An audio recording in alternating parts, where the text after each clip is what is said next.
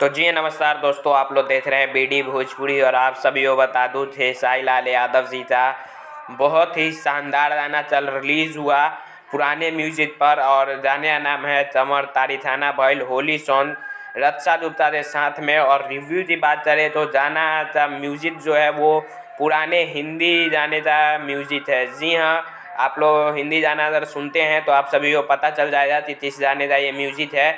तो आप सब तो बता दूं कि गाना तो काफ़ी अच्छा बजेगा और बज भी रहा है। 1.5 मिलियन से ऊपर हो गए हैं गाने, तो एक दिन में ही व्यूज़ मिल रहे हैं होली के समय में।